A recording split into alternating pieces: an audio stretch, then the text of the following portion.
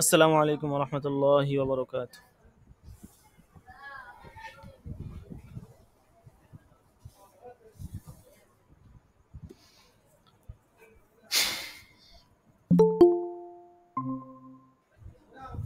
ওয়ালাইকুম আসসালাম রহমতুল্লাহি ওয়া বারাকাতুহু। আসসালামু আলাইকুম রহমতুল্লাহ।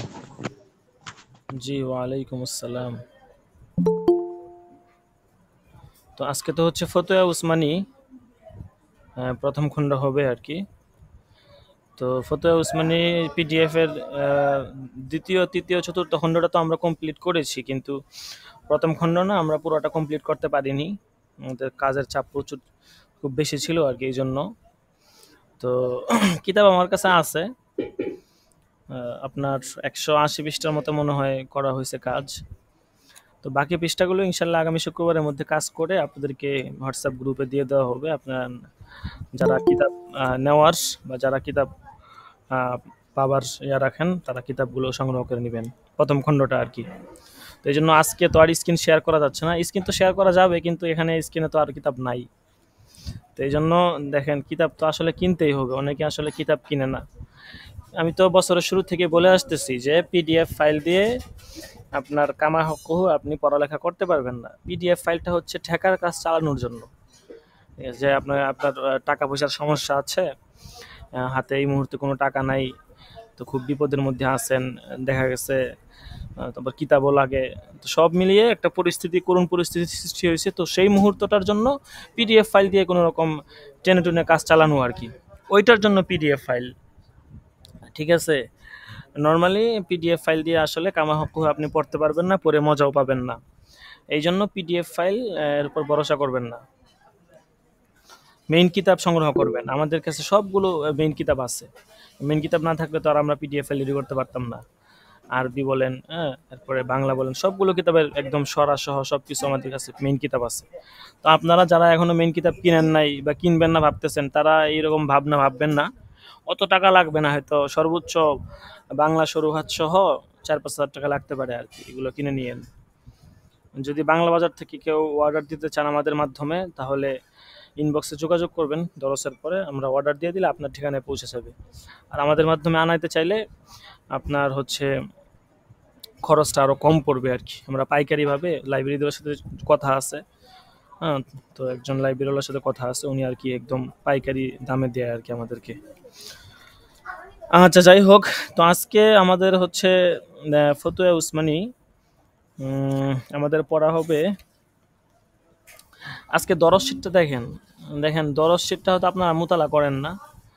দরজ শীটটা অবশ্যই মোতালা করবেন। ইফতা বিভাগ, এরপরে হোয়াটসঅ্যাপ গ্রুপে উভয় জায়গাতেই দরজ শীট দেওয়া হয়েছে।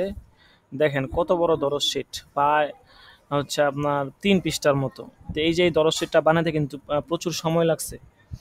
আসলে এটা অত সময় লাগতো না, কিন্তু একটা দুর্ঘটনার কারণে আমাদের ব্যক্তিগতভাবে আমার কষ্টটা আর কি প্রচুর হচ্ছে।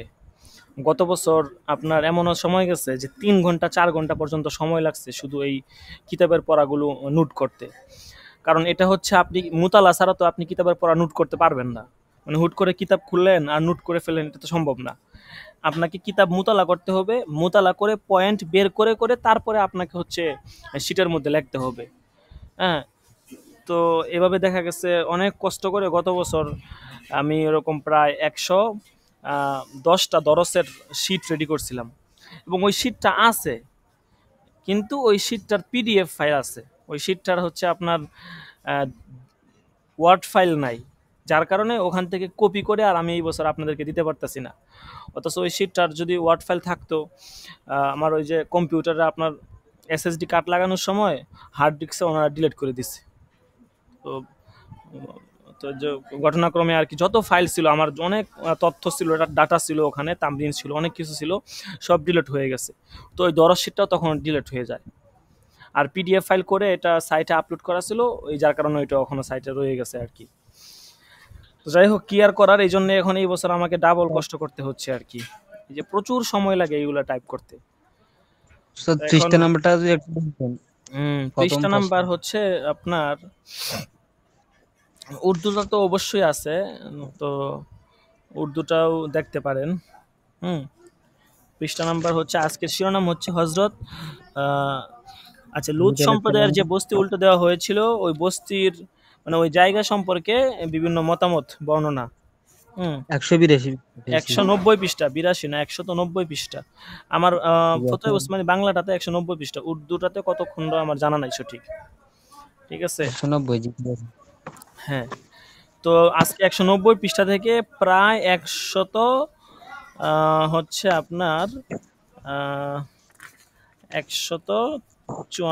250 পৃষ্ঠা পর্যন্ত, প্রায় 60 পৃষ্ঠা।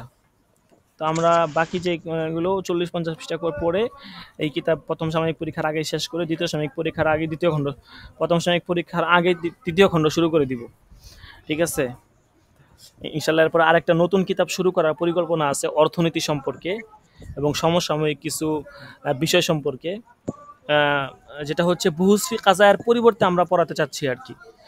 হ্যাঁ, বুহুসফি কাজা এটা হচ্ছে 2 খণ্ডের একটা কিতাব এবং এখানে হচ্ছে আপনার আসলে যে বিষয়গুলো প্রাধান্য দেওয়া হয়েছে, তো আমরা চাচ্ছি যে বুহুসফি কাজায়ের পরিবর্তে আরেকটা কিতাব পড়াইতে। কারণ বুহুসফি কাজায়ের মধ্যে হচ্ছে আপনার ওখানে প্রবন্ধ অনেক বড় বড়, পাশাপাশি ওখানের যে মৌজু ওইটা বুঝতে বুঝতে অনেক সময় লেগে যায় এবং আলোচনাটা খুব বিস্তারিত, তো যার কারণে এবারত মিলানো এবং আলোচনাটাকে সাজায় গুছায় আনা এটা বেশ সময় সাপেক্ষ আর কি। মানে আমাদের ক্লাস অনুযায়ী কিতাবটা হয়ে গেছে বিশাল লং আর কি। তো আমরা চাচ্ছি ওইটার পরিবর্তে অন্য আরেকটা কিতাব নেশাবভুক্ত করতে আর কি। তো এটা একটু খোঁজাখুঁজি করতেছি, একটু মশওয়ারা চলতেছে যে কোন কিতাবটা নিয়ে আসা যায় যেটা সমসাময়িক অর্থনীতির উপর হবে, ব্যাংকিং ব্যবস্থা, তারপরে আপনার বিমা, হ্যাঁ, এরকম বিভিন্ন বুঝ কাজের মধ্যে যেগুলো আছে আর কি। আমরা যখন এফতাতে পড়ছিলাম আর কি, তো ওখানে আমাদেরকে এই অর্থনৈতিকের উপরে কোনো কিতাব ছিল না আমাদের। মানে আমাদেরকে পুরো বছরে আপনার 15 থেকে 20টা ক্লাস করানো হয়েছে এবং ওইটা হচ্ছে মানে দর্শান প্রতিদিন ক্লাস ছিল না, মাঝে মধ্যে উস্তাদ উনি এসে আমাদেরকে ক্লাস করাইতেন। আর উনি হচ্ছে উনি আপনার আলাদা কিছু নোট নিয়ে আসতেন এবং উনি ওই বিভিন্ন কিতাব থেকে সংগ্রহ করে উনি শীট রেডি করছিলেন, ওইটা আমাদেরকে পড়াইছেন। ঠিক আছে, ওটা অনেক ভালো ছিল। তো ওই শীটটা আসলে হুজুরের কাছেও, হুজুরেরও সেম ঘটনা করছে, হুজুরের কাছেও কম্পিউটারের শীটটা ছিল কিন্তু পরে এলোমেলো হয়ে গেছে। ওই শীটটার আংশিক আমার কিছু কিছু আছে, হ্যাঁ, আংশিক কিছু আছে আমার ফোনে এখনো আছে, আংশিক কিছু আছে আর কি, কিন্তু পুরোটা নাই। যদি পুরোটা থাকতো তাহলে আবার ওই শীটটা আপনাদেরকে আমি সুন্দর করে পড়াইতে পারতাম, হয়তো 2-4টা আলোচনা আছে যেগুলো পড়ানো যাবে আর কি। যাই হোক, তো যেটা বলতেছিলাম যে বুহুস কাজার পরিবর্তে ইনশাল্লাহ আমরা দ্রুতই, অতি দ্রুত ইনশাল্লাহ দেখি আগামী সপ্তাহ থেকেই আরেকটা কিতাব শুরু করব। আচ্ছা ঠিক আছে, তো আজকে ইনশাল্লাহ পড়া শুরু করে দেই। তো 190 নম্বর পৃষ্ঠা আর কি, লুত সম্প্রদায়ের যে বস্তি উল্টো দেওয়া হয়েছিল সেটা নির্ণয়ের ক্ষেত্রে বিভিন্ন মত। তো আজকে আমাদের যে মাসলা মাসাইলগুলো আছে এখানে দেখেন, আমরা হচ্ছে ফতুয়া উসমানিটা মূলত কি জন্য পড়তেছি এটা আমাদেরকে প্রথমে মাথায় ঢুকাতে হবে যে এই কিতাবটা মূলত আমরা পড়তেছি দৈনন্দিন জীবনের যে মাসলা মাসাইল ওগুলোকে যেন আমরা ভালো করে আয়ত্ত করতে পারি সেটার জন্য।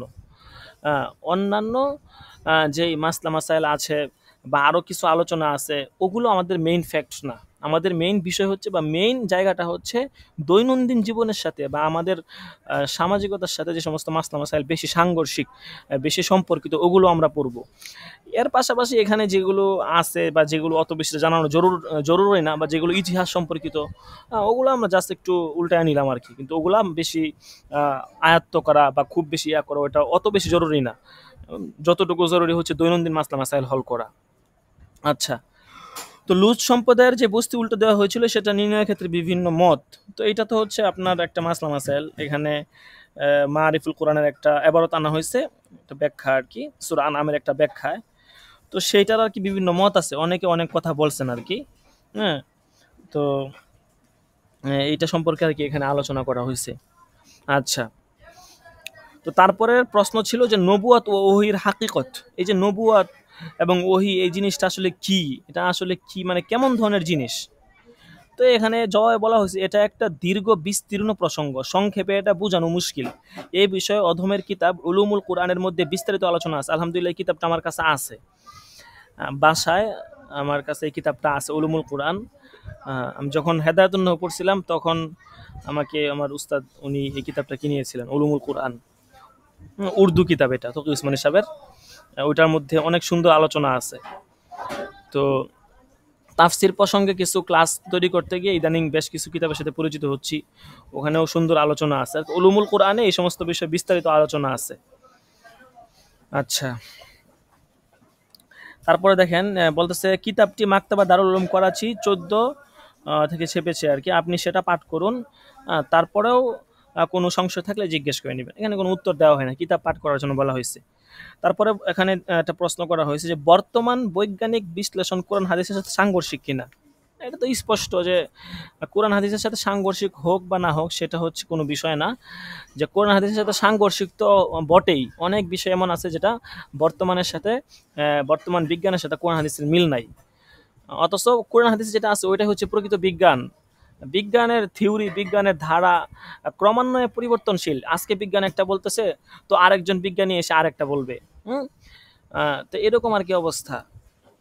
কিন্তু কোরআন হাদিসের মধ্যে যেটা বলা হয়েছে ওইটা কখনো পরিবর্তন হবার নয়, কিয়ামত পর্যন্ত একই থাকবে। আচ্ছা, এরপরে এখানে আরেকটা প্রশ্ন করা হয়েছে যে আহরামের উপর আহরামের উপকার ও প্রতিক্রিয়ার শরঈ বিচার। আচ্ছা, এখানে আহরাম মানে কি বুঝাইছে জানেন? আহরাম ইংরেজিতে যাকে পিরামিড বলে তার শরঈ মূল্যায়ন কি? মানে আহরাম বলতে এখানে বোঝানো হয়েছে যে ওই যে মিশরের যেই পিরামিডগুলো আছে আপনারা তো দেখছেন অনেকেই, তো এখানে এই যে লাশগুলো রাখে বা তারা তাদের যেই ফেরাউনের যুগে যখন যে প্রথাটা ছিল আর কি, তারা লাশগুলোকে মুমি করে রাখতো এবং দেখা গেছে এমনভাবে তারা এগুলোকে মুমি করতো তখনকার জমানায় যে এগুলো কোনোভাবেই হ্যাঁ, এগুলো আপনার দেখা গেছে লাশগুলো পচতো না। ঠিক আছে, কোনোভাবেই এই লাশগুলো পচতো না, এগুলো দেখা গেছে ওভাবে থাকতো। তো বলতেছে এই যে এটার ভিতরে এরকম খানা পিনার বস্তু রাখা হয়, এগুলো দুর্গন্ধ হয় না, বরং এগুলো শুকায়া যায়। হ্যাঁ, দুধ রাখলে দই বা পানিতে রূপান্তরিত হয়, গুস্ত রাখলে দুর্গন্ধ হয় না বরং শুকিয়ে যায়, চা অথবা তামাক রাখলে তার ঝাঁজ এবং তিক্ততা দূর হয়ে যায়। আহরামের মধ্যে পানি রাখলে সে পানি পরবর্তীতে যদি চারা গাছে দেওয়া হয় তাহলে বৃদ্ধি ও স্থূলতা বৃদ্ধি পায়। মাথার চুলের মধ্যে দিলে চুল পড়া বন্ধ হয় এবং নতুন চুল গজায়। শীতকালে ত্বকে লাগালে ফেটে যাওয়া ত্বক ঠিক হয়ে যায়, চেহারায় লাগালে শুষ্কতা দূর হয়। আচ্ছা, এখানে অনেকগুলো ফাওয়ায়েদ বর্ণনা করছে আর কি আহরামের মধ্যে জিনিসপত্র মানে রাখলে আর কি। তো এখানে এখানে এই ফাওয়ায়েদ গুলো বর্ণনা করার পরে এগুলো জানতে চাইছে যে এগুলো আসলে কি, এটা জায়েজ আছে কিনা বা এগুলোর আসলে শরঈ বিধান কি। তখন জবাবে বলা হয়েছে যে আহরামের হাকিকত, তার বৈশিষ্ট্য এবং কার্যকারিতা সম্পর্কে কুরআন সুন্নায় কোনো কথা পাওয়া যায় না। এর সম্পর্ক মূলত অভিজ্ঞতা এবং নিরীক্ষণের সাথে। নিরীক্ষণের মাধ্যমে যদি আহরামের মতো বস্তুর কোনো বৈশিষ্ট্য বা উপকারিতা সাবেত হয়ে যায় তাহলে তাকে শরীয়তের খেলাফ বলা যেতে পারে না। আবার এই বৈশিষ্ট্যগুলো বাহ্যিক কারণ হিসেবে বিবেচনা করলে ইসলামী আকীদা বিশ্বাসে কোনো অপূর্ণতা আসবে না। তবে শর্ত হচ্ছে এগুলোকে বাহ্যিক কারণ হিসেবে বিবেচনা করতে হবে, মানে এগুলোকে ওই রকম মনা করা যাবে না এবং এগুলো অবৈধ কিছু সেটা ধরা যাবে না আর কি, বৈধই ধরা যায়। ওগুলোকে এই যে ফ্রিজে যেমন নাকি আমরা কোনো জিনিস সংরক্ষণ করি এবং এটাকে মুতলাকভাবে তো আমরা হারাম বলি না, এটাকে আমরা বৈধ হিসাবেই দেখি। তো আহরাম যেটা পিরামিড করা বা কোনো জিনিসকে ওইরকমভাবে সংরক্ষণ করার যে একটা পদ্ধতি, হ্যাঁ, ওইটাকেও ওই সিস্টেমে ধরা যেতে পারে আর কি। আচ্ছা, এরপরে আরেকটা প্রশ্ন এখানে আনা হয়েছে যে ইজতিহাদের শর্তাবলী।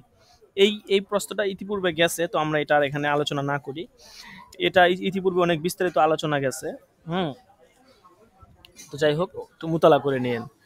তারপর আরেকটা প্রশ্ন এখানে যে জামাল যুদ্ধ এবং সিফিন যুদ্ধের ঘটনা অস্বীকার করা, অর্থাৎ অনেকেই জামাল যুদ্ধ সিফিন যুদ্ধের ঘটনা অস্বীকার করে, এটা কেমন?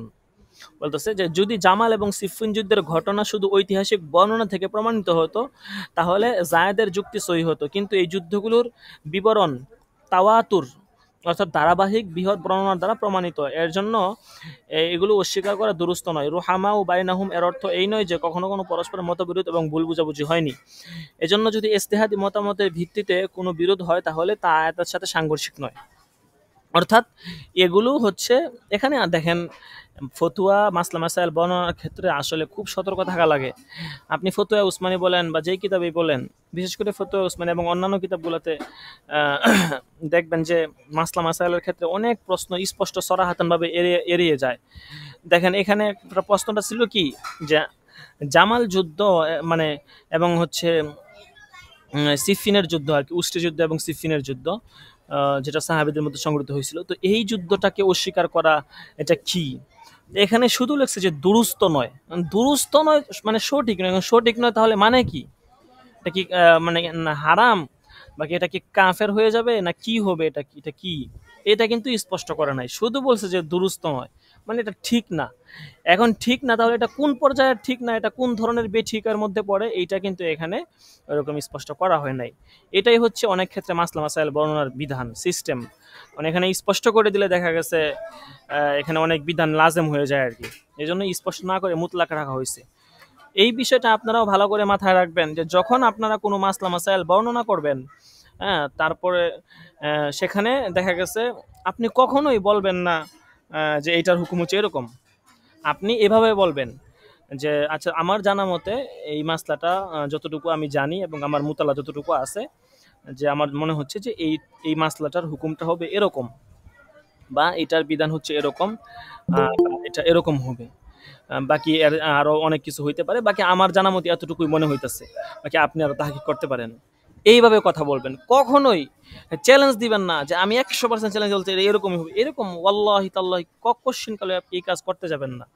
এটা কিন্তু ভাই অন্য কোনো বিষয় না, এটা হচ্ছে ফতুয়া মাসলা মাসাইল প্রদান করার বিষয়। এখানে মানে নিজের কোনো বরত্ব প্রকাশ করার বিষয় না। ও তো ওই যে উসুল ইফতার মধ্যে তো আপনারা ক্লাস করতেছেন, সেখানে দেখছেন না ওই ইমামদের অবস্থাটা কি। হ্যাঁ, তাহাইয়ুব সালাফ লিল ফতুয়া ফুতি, এখানে তো একটা অধ্যায়ে আছে আলাদা, যে সালফে সালিহিনরা ফতুয়া প্রদানে কেমন ধরনের ভীত সন্ত্রস্ত ওনারা অবলম্বন করতেন, এই অধ্যায়ে কিন্তু বিস্তারিত আলোচনা করা হয়েছে। তো তাদের ওই সেই সিফাত অন্ততপক্ষে আমাদের মধ্যে কিছুটা হলেও আসা দরকার।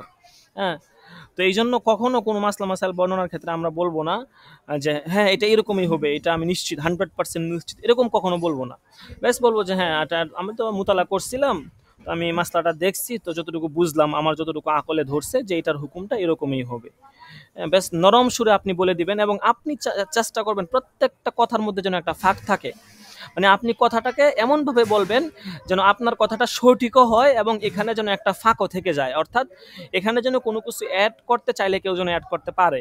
অর্থাৎ আমি এমনভাবে বলবেন কথাটা, আমি কথাটা এমনভাবে বলবো যে এখানে একটা সুযোগ থেকে যায়, মানে আমার উপরে যেন পরবর্তীতে কোনো দুষ চেপে না যায়। আপনি যদি এভাবে বলেন, হ্যাঁ, আমি যদি এভাবে বলি যে আমার জানা মতে আমি আমার যতটুকু মনে হচ্ছে যে এটার হুকুমটা এরকমই হবে, এই কথাটা বললে কিন্তু দেখা গেছে এখানে আপনি কয়েক যুক্ত করে দিয়েছেন যে আমার জানা মতে বা আমি যতটুকু জানি। এখানে কিন্তু এরকম বলেন না যে কিতাব মোতালা করে যা পাওয়া গেছে বা এটাই হুকুম হচ্ছে এটাই 100% নিচ্ছে, এরকম বললে যেরকম যে বিধান, বা আপনি যদি বলেন যে আমার জানা মতে, তো দুই কথা কিন্তু এক হইল না। এই জন্য সবসময় নিজের কথার মধ্যে একটু ফাঁক ফুকর রেখে দেওয়া, যেটা এখানে করা হয়েছে আর কি। আচ্ছা, তারপরে এখানে গুরুত্বপূর্ণ যেটা দেখা যাইতেছে, মেডিকেল কলেজে সহশিক্ষা করা এবং মানবদেহের গোপনাঙ্গ দর্শন সম্পর্কিত কয়েকটি মাসাইল। মেডিকেল কলেজে মেয়েরা ছেলেরা যে একসাথে পড়ালেখা করে, হ্যাঁ, তো এবং তাদের যে প্র্যাকটিক্যালি তাদেরকে বিভিন্ন বিষয় শেখানো হয়, সেখানে আপনার রবট আকৃতির মানুষ থাকে, পুরুষ থাকে, নারী থাকে। তো তাদেরকে কেমনে সিজার করতে হয়, হ্যাঁ, তাদেরকে কেমনে অপারেশন করতে হয়, বিভিন্ন তাদের গোপনাঙ্গ কেমনে কি করা লাগে, এই বিভিন্ন বিষয় নিয়ে সেন্সিটিভ বিষয়গুলো নিয়ে তাদেরকে এরকম পড়াশোনা করা হয়ে থাকে আর কি।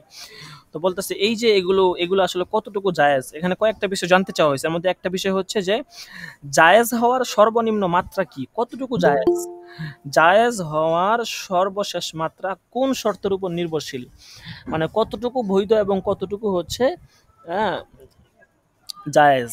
এরপরে উত্তমটা কি এই ক্ষেত্রে। আহ, এখানে এখানে কিছু প্রশ্ন দেখেন পড়ছে, এখানে আমি একটু পড়ি। হ্যাঁ,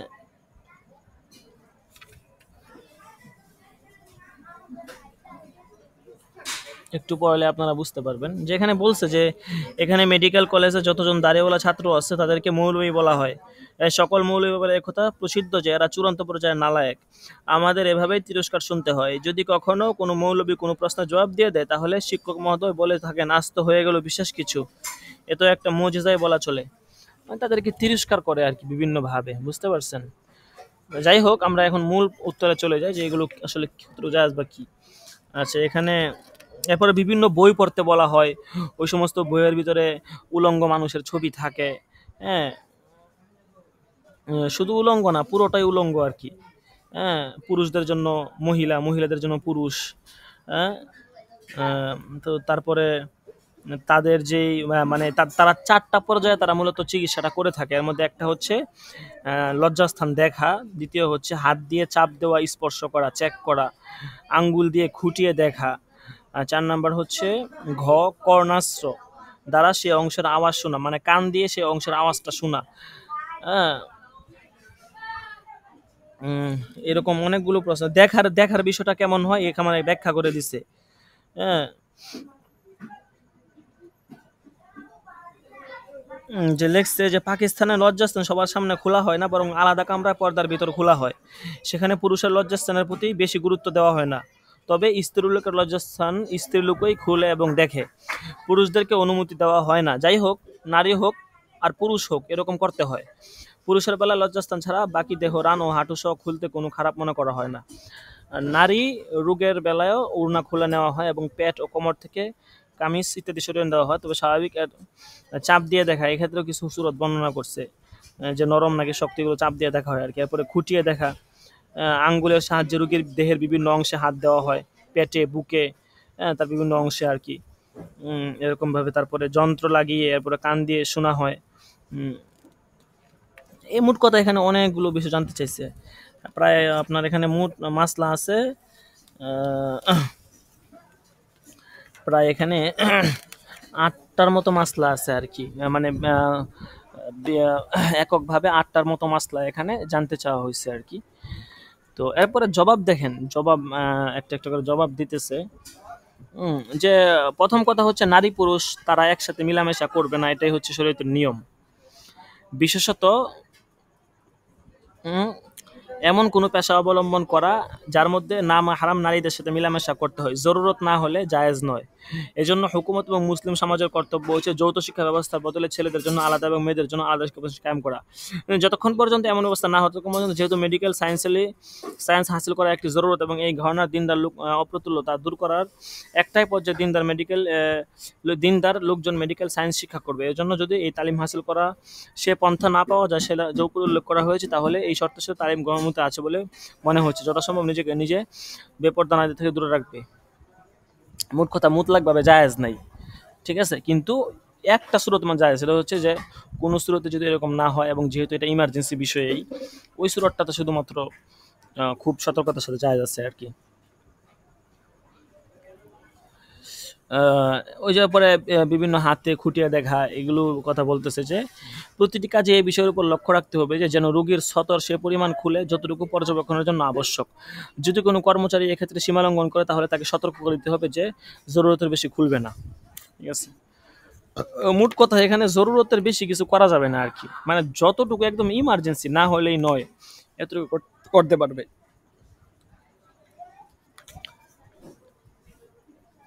আচ্ছা, তারপরে এখানে একটা প্রশ্ন করছে যে বনি হাশেম নিজেদেরকে খেলাফতের সর্বাধিক হকদার মনে করতো কিনা। এরপরে এখানে অনেকগুলো প্রশ্ন করছে। ইসলাম কবুল করার পর বনি হাশেম এবং বনি উমাইয়ার খানদানি রেশারেশির স্বরূপ বিশ্লেষণ। হযরত আলী রাদিয়াল্লাহু তাআলা খেলাফতের জন্য পূর্ববর্তী খলিফাদের আনুগত্যের শর্ত অস্বীকার করেছিলেন কিনা। উসমান রাদিয়াল্লাহু তাআলা কিসাস দাবিকারীদের আসল উদ্দেশ্য কি কিসাস ছিল নাকি হযরত আলী রাদিয়াল্লাহু তাআলা খেলাফত থেকে বিরত রাখা। হ্যাঁ, এখানে প্রায় 15টার মতো প্রশ্ন আছে, তারপরে এখানে উত্তর দিছে আর কি একটা একটা করে, ঠিক আছে? তো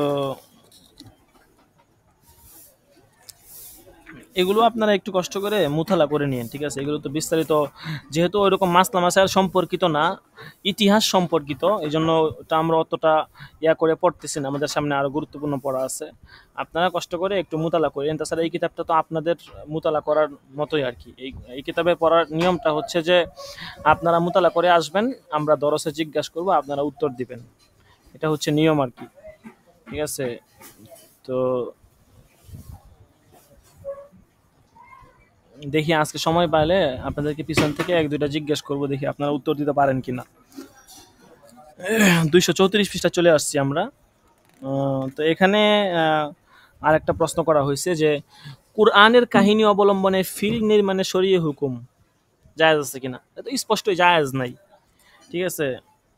দেখা এবং দেখানো কখনো জায়েজ নয়, বরং কুরআনের কারিমের বেইজ্জতি হওয়ার কারণে এই মর্মে কঠিন বিপর্যয়ের সংখ্যা আছে, ঠিক আছে?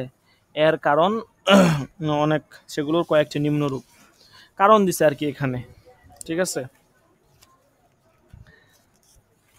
যাই হোক, তারপরে এখানে হায়াজ অবস্থায় কোরআন শরীফ স্পর্শ করা, তেলাওয়াত করা, জিজ্ঞাসা করা জায়েজ আছে কিনা, এগুলো কথা বলছে। যে বলতেছে এক্ষেত্রে মূলনীতি হচ্ছে যদি বই পুস্তকের অর্ধেক অথবা তার চেয়ে বেশি অংশ জুড়ে কোরআনের আয়াত থাকে তাহলে হায়াজ এবং নেফাস অবস্থা সেটা স্পর্শ করা জায়েজ নয়।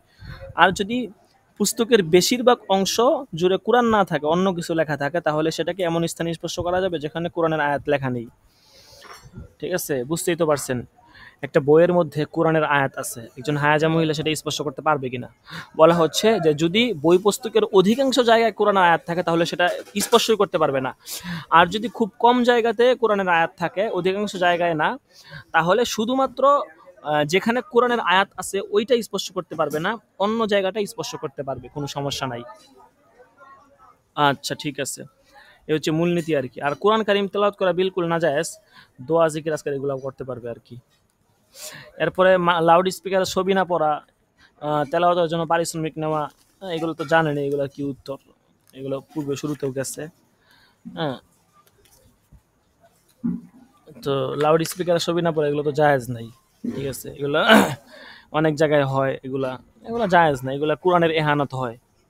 এরপরে তেলাওয়াতের জন্য পারিশ্রমিক নেওয়া, এটাও তো হচ্ছে আপনার যদি দেখা গেছে এরকম হয় যে পরিস্থিতি, পারিশ্রমিক দেওয়াটা একটা রসুম হয়ে গেছে, না দিলে লোকে খারাপ বলবে, হ্যাঁ, বা পারিশ্রমিকের সে আশা করতেছে, বা পরিস্থিতি এমন যে পারিশ্রমিক নেওয়াটা কেমন যেন একটা তেলাওয়াত করবে মানে পারিশ্রমিক সে পাবে, এরকম একটা বিষয় হয়ে গেছে, তাহলে তো এটা জায়েজ হবে না। আর হচ্ছে এমনিতেই তেলাওয়াত করছে, কখনো দেয় কখনো দেয় না, যার যতটুকু সমস্যা দিল দিল, না দিলাই নাই, তাহলে ওটা মুতলাক বিষয়, এটা হাদিয়া হিসেবে ধরা হবে আর কি। ট্যাপ রেকর্ডে তেলাওয়াতে কোরআন শোনার হুকুম, হ্যাঁ, এটা কোনো সমস্যা নাই, হ্যাঁ, জায়েজ আছে, সমস্যা নাই, ঠিক আছে?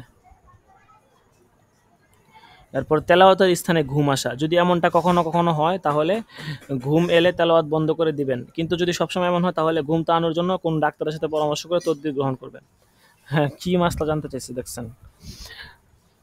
কোরআনের আয়াত লিখিত কাগজপত্রের মানহানির হুকুম, যেসব কাগজে আল্লাহ তাআলার নাম, রাসূলের নাম থাকবে, এগুলো ছাপানো জায়েজ আছে, সেগুলো অবহেলিত স্থানে রাখা অথবা নিক্ষেপ করা বিলকুল না জায়েজ।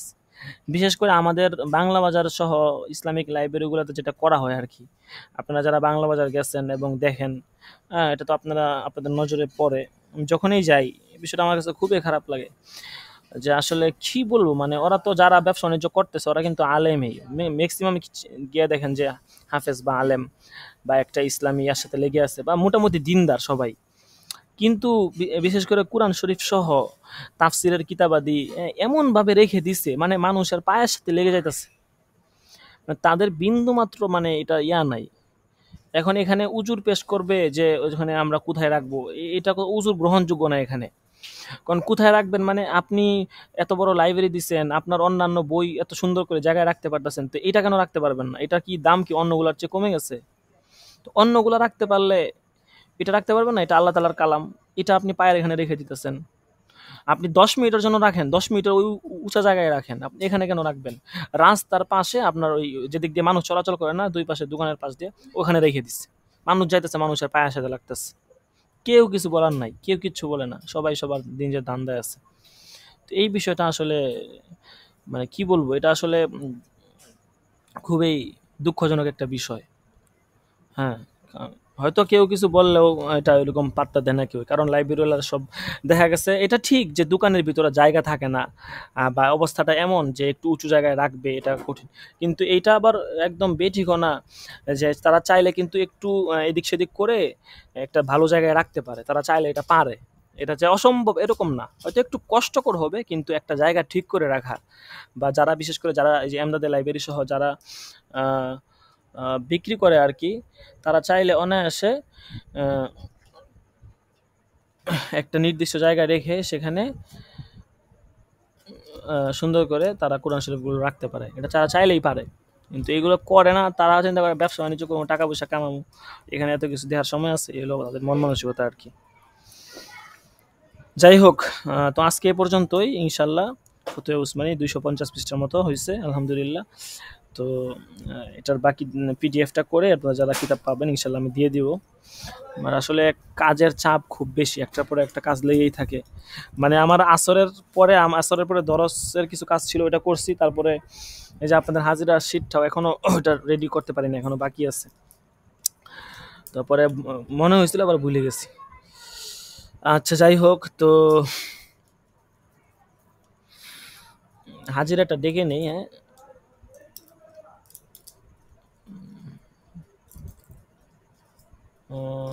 আপনারা একটু লাইনে থাকেন। একটু আমাকে ২টা মিনিট সময় দেন। আমি এটা একটু কপি করে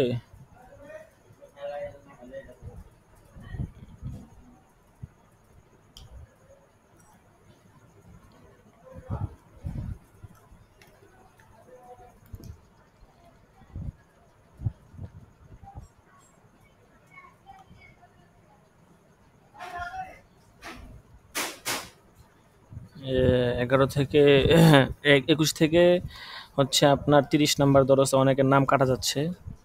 ফাইনালি যারা ভর্তি হয় নাই, মানে যাদের নাম কাটা যাচ্ছে আসলে মানে ওরা ভর্তি হওয়ার মতোই আরকি। কিন্তু দেখা গেছে পরে হবে বা এরকম। তো পরে হলে বছর শেষ হয়ে যেতেছে, পরে আর কবে? এরকম হলে তো হয় না।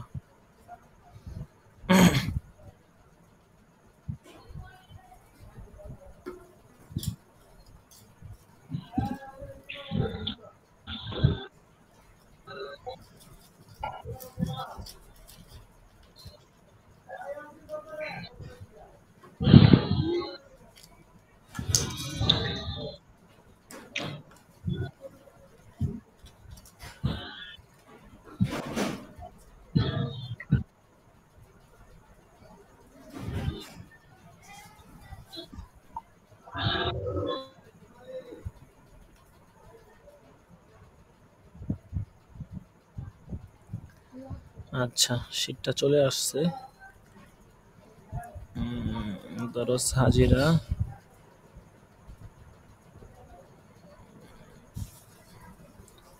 ২১ থেকে ৩০।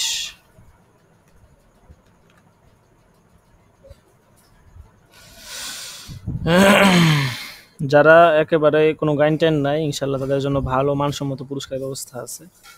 দেখেন সারা বছর ইনশাআল্লাহ ধরে রাখা যায় কিনা এটাই চেষ্টা করবেন। তো যাদের নাম কাটা গেছে এদের নামটা লাল কালি দিয়ে দেই।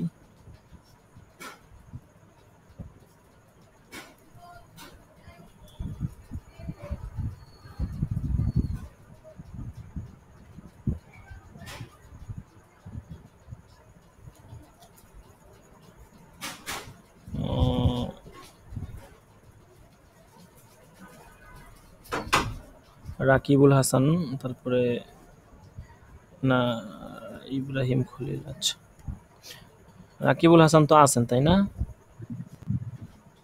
ভাই আচ্ছা আচ্ছা, ঠিক আছে, সমস্যা নেই।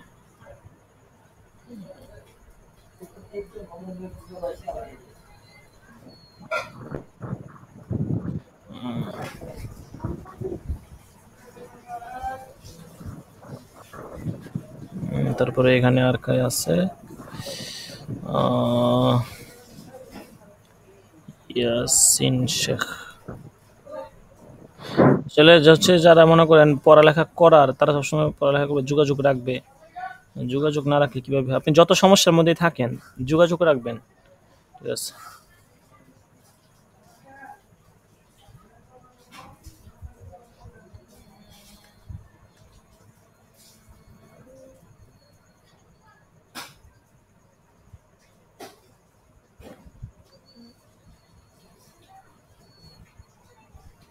আমির হোসেন, আমির হোসেন তো ভর্তি হয়েছে। আচ্ছা ঠিক আছে।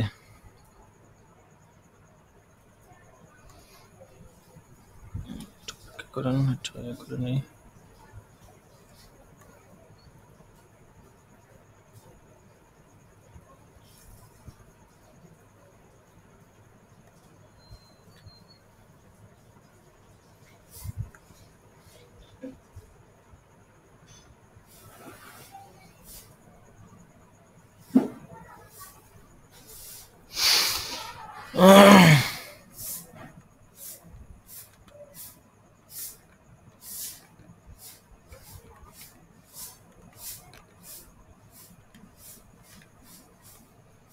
জি, হাজিরা টাকা হচ্ছে।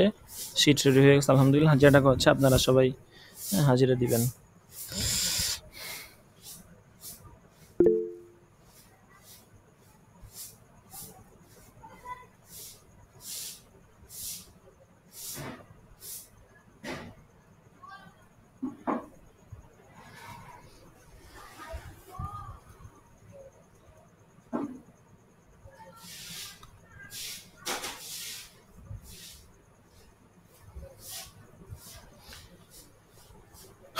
জি, ১ জুনায়েদ আল হাবিব। আচ্ছা, উনি একটু ছুটি নিছিল। আচ্ছা ঠিক আছে। তারপরে ৩ রাকিবুল হাসান। লাব্বাইক তারপরে ৯ মোহাম্মদ ইউসুফ। লাভবাহিক লাভবাহিক জি, তারপরে হচ্ছে ১৩ মুসাব্বির হোসেন। মুসাব্বির হোসেন হচ্ছে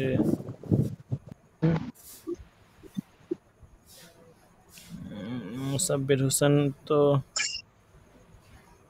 আচ্ছা ঠিক আছে, তারটা পরে দেখি কি করা যায়। ১৪ আরমান হোসেন।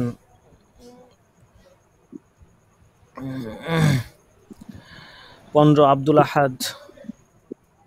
লাব্বাইক আপনি আসছেন এতদিন পর। তারপরে ১৬ জাবেদ হুসাইন। জাবেদ ওনার হুসাইন মোবাইলটা নষ্ট হয়ে গেছে কিন্তু নাই। জাবেদ হুসাইন। ২০ সাইদুল ইসলাম। সাইদুল ইসলাম নাই তো, দেখুন একটু জয়েন হলো। হুট করে পরে কোত্থেকে যেন উদয় উদয় হয়। ২২ জাহিদুল ইসলাম। লাব্বাইক ২৩ মাহফুজ বিন কাসেম। লাব্বাইক ২৬ আল মামুন। আল মামুন কাদের সাথে যেন ওনার দরসে জয়েন হয় না কেন, লাইনে দেখা যায়। তারপরে ২৭ মাহফুজ সওদাগর। ২৭ মাহফুজ সওদাগর নাই। ২৮ মনিরুজ্জামান।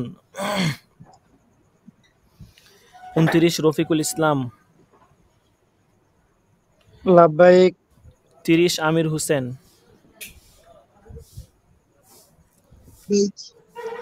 আমির হোসেন। আচ্ছা আচ্ছা, আপনাদেরকে একটা ঘোষণা দেই তারপরেও। এরকম পাঁচ যে দরজগুলো মানে যেমন ১১ থেকে ১ থেকে ১০ একটা দরজের ইয়া গেছে, একটা গ্যাপ। তারপরে ১১ থেকে ২০। তো এই গ্যাপগুলো, এই দরজগুলোতে যারা অন্ততপক্ষে থাকবেন তাদের জন্য, যদি একদম মিস না দিয়ে পুরো দরজগুলোতে থাকেন, আমরা চেষ্টা করব, আমরা কথা দিচ্ছি না বাকি, তারপরে আমরা চেষ্টা করব তাদের জন্য সামান্য হলেও কিছু পুরস্কারের ব্যবস্থা করতে আর কি, ইনশাল্লাহ। কথা না দিলেও ইনশাল্লাহ এটা রাখার চেষ্টা করব। আচ্ছা, তারপরে দরসের গ্যাপ ইয়ারগুলোতে যেমন শিটগুলোতে, যেমন ২১ থেকে ৩০ এখন একটা নতুন শিট হয়েছে। এই শিট যারা যারা থাকবেন, আর যারা পূর্ণ বছর থাকবেন হাজিরা, তাদের জন্য তো মাশাল্লাহ ইনশাল্লাহ ভালো পুরস্কার ব্যবস্থা আছে। তারপরে ৩২ হেদায়েতুল্লাহ। লাভবাহিক। আপনি হঠাৎ করে বুঝতেছি আনএক্টিভ আমি। হয়ে যান কেন? মাঝে মধ্যে তো উপস্থিত হন, আবার মাঝে মধ্যে হুট করে কোথাও যেন উদয় হয়ে যান। এখানে ওই যে নেটের ওয়াইফাই এর লাইন চলে যায় হুজুর। আমি গত ক্লাসে উপস্থিত ছিলাম, কিন্তু তারপরও গায়েন পড়ছে। ও, তো উপস্থিত ছিলেন আপনি। আমাদের তো নিয়ম হচ্ছে যে দরসেই বলা। দরসও যদি বলতে না পারেন মেসেজ জি। করে বলা। আপনি তো মেসেজ করেও আমাকে বলেন নাই, হুজুর দরসও বলেন আপনি, নাই। হুজুর বলারও আমি দরকার ছিল। লাভবাহিক দিয়েছিলাম তো। কিন্তু আমি শুনি নাই তো, শুনলে তো অবশ্যই আপনার গায়ে পড়তো না। আমার আমার সাথে কথা বলছিলেন হুজুর ক্লাসেই। হ্যাঁ, তো তারপরও কি গাইন পড়ছে? জি। আচ্ছা, কত নাম্বার দাখেলা আপনার? 32, মানে 32 হেদায়েতুল্লাহ। 32 না? আহ, হেদায়তুল্লাহ। ও, মাত্র হচ্ছে আপনার 2 দিন 11 বার উপস্থিত দেখা যেতেছে, বাকি সব গাইন। আচ্ছা ঠিক আছে, আপনারে আমি 20 নাম্বার ধরে হাজিরা দিয়ে দিলাম। ঠিক আছে, হাজিরা দিয়ে দিছি। আচ্ছা, এরপরে হচ্ছে আজকে 33 মিজানুর রহমান। এই যে মিজানুর রহমান, এই যে আব্দুল আহাদ ওনাদের সাথী, এই যে ওনাকে দেখেন, ওনাকে তো একটু আগে লাইনে দেখলাম, মেসেঞ্জারে লাইনে দেখা যেতেছে।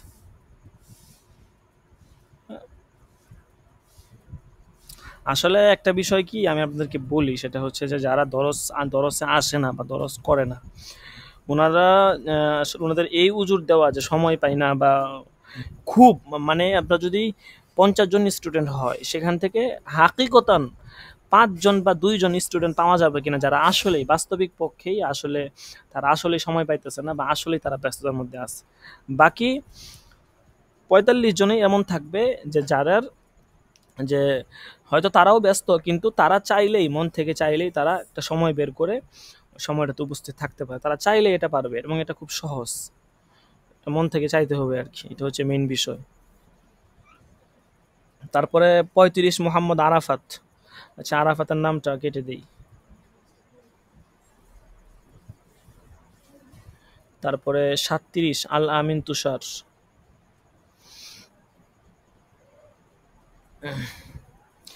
অনেক, আপনারা তো স্টুডেন্ট অনেক দেখতেছেন, দেখবেন যে বছর শেষ হইতে ঝরে পড়ার সংখ্যা অনেক বেশি হয়ে যাবে আর কি। তো আমরা যারা আছি, আমরা যেন কখনো ঝরে না পড়ে এই বিষয়টার প্রতি খেয়াল রাখবো। কখন কার তুফান চলে আসে বলা যায় না। এই যে এক ভাই নাম বললে তো একটা চিনেই ফেলবেন। কথা জিজ্ঞেস করি, জি, একটা কথা জিজ্ঞেস করা ছিল। জি, জি, অবশ্যই বলুন।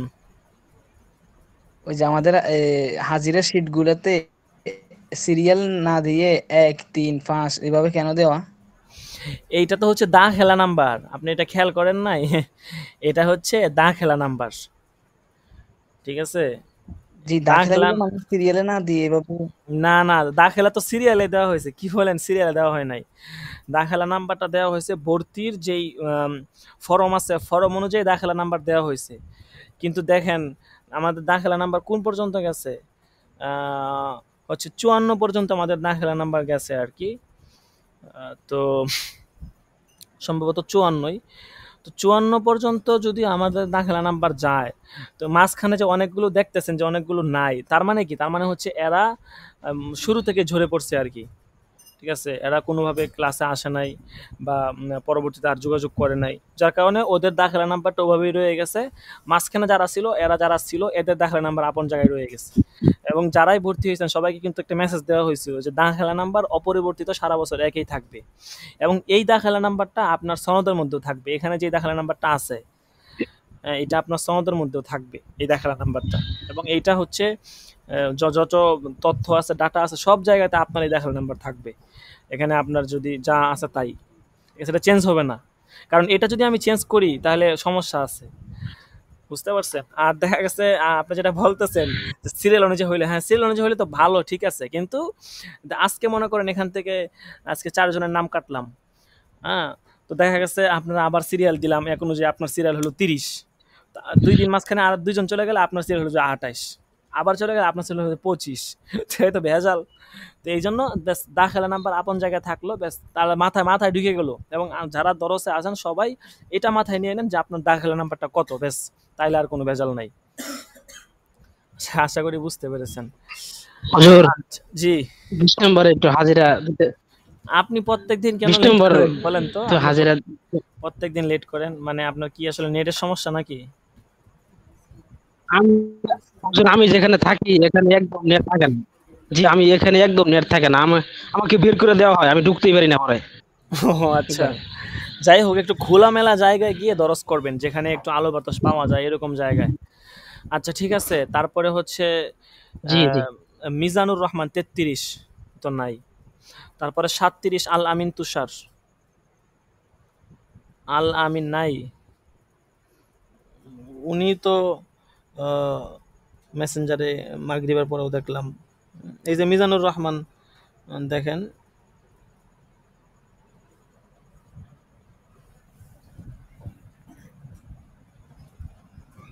মিজানুর রহমান। আচ্ছা, আল আমিন তুষার। তারপরে রায়হান মাহমুদ 38, রায়হান মাহমুদ নাই? আছেন নাকি নাই? 39 সোহাইল আহমদ। 40 মুস্তাকিম বিল্লাহ। 43 ইসমাইল হোসেন। 47 কাউসার আহমদ। 52 একরাম আল হাসান। লাব্বাইক। 53 এমদাদুল ইসলাম। আচ্ছা। এরপরে 54 আজকে একজন নতুন করে আমাদের সাথে যুক্ত হয়েছেন। হ্যাঁ, উনি অনেক আগেই আসতেন, উনি আসছেন কি না জানি না। আপনার নাম হচ্ছে কি? মুস্তফা কামাল। আপনি কি আছেন?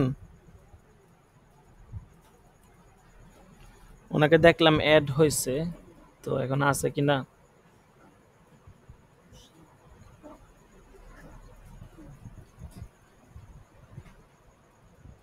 মুস্তফা কামাল, অলিউল্লাহ। উনি শুরুতে অ্যাড হয়েছিল মনে হয়। কিভাবে অ্যাড হবে এটা মনে হয় বুঝতে পারতেছে না।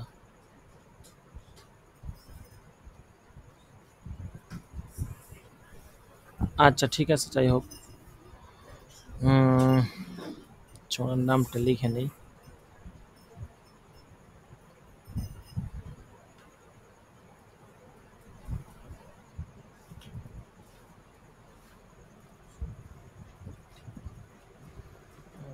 যে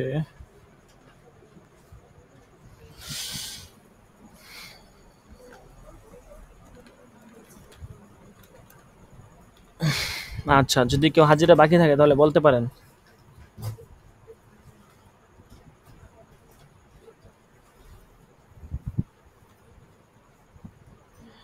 ঠিক আছে। আহ, কিতাব পরিচিতি থেকে আমরা একটু পড়ে নিই, কিতাব পরিচিতি।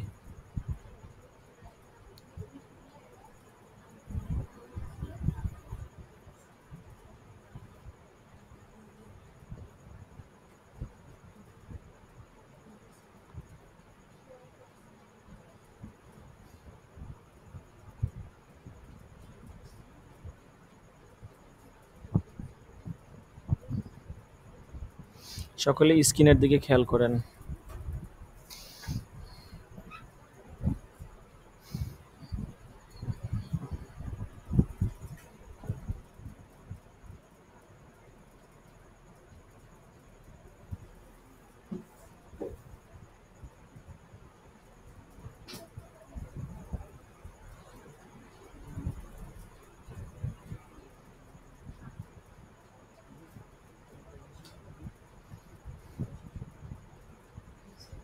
নেট স্লো তো যার কারণে সম্ভবত হচ্ছে আপনার 290 পৃষ্ঠা বের করি।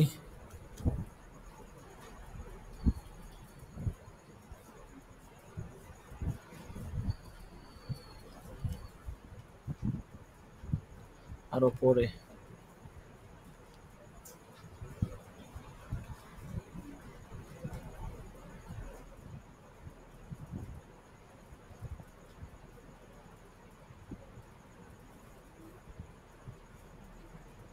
হ্যাঁ, আল আমালি এখান থেকে হবে আজকে আর কি, আল আমালি। ঠিক আছে, আল আমালি এখান থেকে হবে।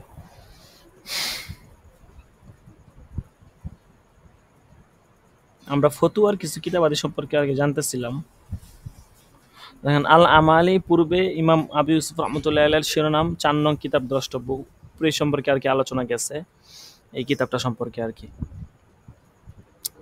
তারপরে নাওয়াদিরুল মুআলা ইবনে মানসুর, নাওয়াদিরুল মুআলা ইবনে মানসুর, লেখক মুআল্লা ইবনে মানসুর রহমতুল্লাহ আলাইহি 211 হিজরি। তিনি ইমাম আবু ইউসুফ রহমতুল্লাহ আলাইহির বিশিষ্ট ছাত্র, নির্ভরযোগ্য বর্ণনাকারী, ফিকহ ও হাদিসের ক্ষেত্রে উঁচু মর্যাদার অধিকারী। 1260 খ্রিস্টাব্দে হিন্দুস্তানের একটি প্রকাশনী হতে কিতাবটি প্রকাশিত। এই কিতাবের মধ্যে ইমাম আবু হানিফা, আবু ইউসুফ এবং মোহাম্মদ রহমতুল্লাহ সেসব মতামত বর্ণনা করা হয়েছে যা জহির রওয়ায়াতে আসেনি। অবশ্য কিছু বর্ণনা ভিন্ন সূত্রে জাহির রওয়ায়ার কিতাবে রয়েছে, তাই এই কিতাবের সব বর্ণনাকে জহির রওয়ায়া পরিপন্থী বলা যাবে না।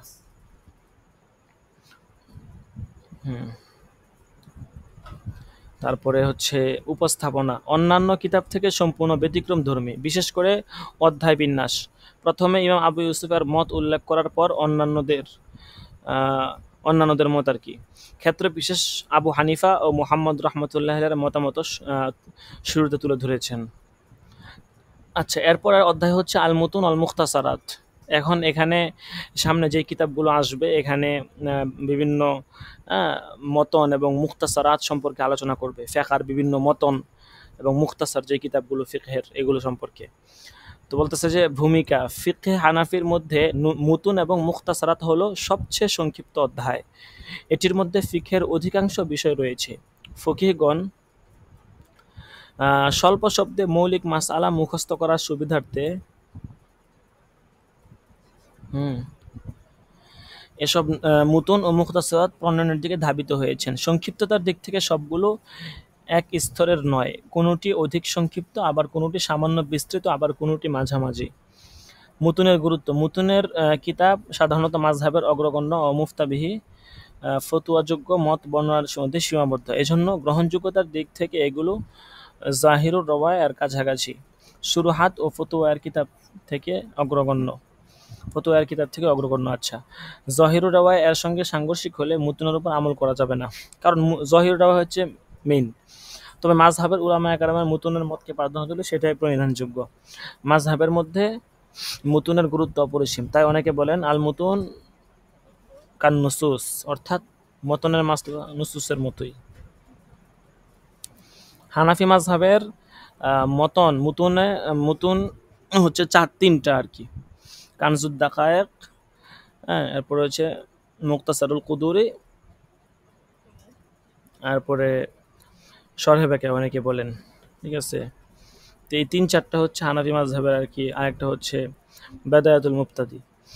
তো এই 3-4টা হচ্ছে হানাফি মাযহাবের মেইন কিতাব আর কি, মুতুনে সালাসা, তা যেগুলো আমরা পড়ে থাকি আর কি। এরপর হচ্ছে মুখতাসারুত তাহাউই, 1 নম্বরে এখানে আলোচনা আসছে মুতুনের মধ্যে থেকে, মানে মুখতাসার থেকে। লেখক হচ্ছেন আবু জাফর আহমদ ইবনে মুহাম্মদ ইবনে সালামা ইবনে আব্দুল মালিক ইবনে সালামা আল আজাদি আল হাজারি আল মিসরি রহমতুল্লাহ আলাইহি। আচ্ছা, উনি প্রথমে আপন মামা ইমাম মুজানির নিকট শাফি মাযহাবের ফিকহি জ্ঞান অর্জন করেন।